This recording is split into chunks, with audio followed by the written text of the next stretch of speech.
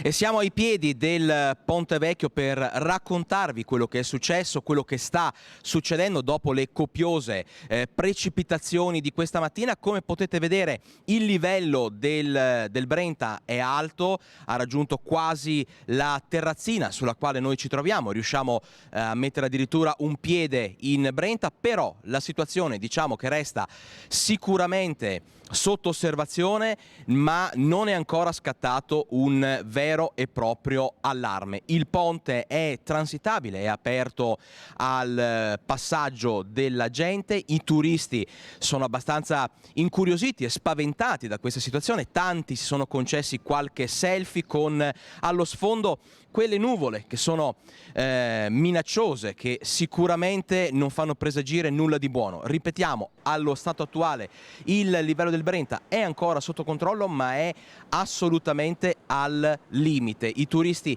passano sul Ponte Vecchio con passo spedito perché c'è un po' di timore, c'è un po' di paura, c'è un po' di curiosità. Sono tanti quelli che non hanno mai visto, non hanno assistito a un evento del genere. Ripetiamo, anche nei collegamenti che abbiamo fatto in diretta durante il racconto di questa mattinata, c'è chi ha paragonato questa situazione all'alluvione del 1966. In realtà, fortunatamente, le proporzioni sono assolutamente diverse. La situazione più critica resta quella di Solagna. Ad ogni modo, l'acqua del fiume sta trasportando piccoli detriti, rami, fogliame.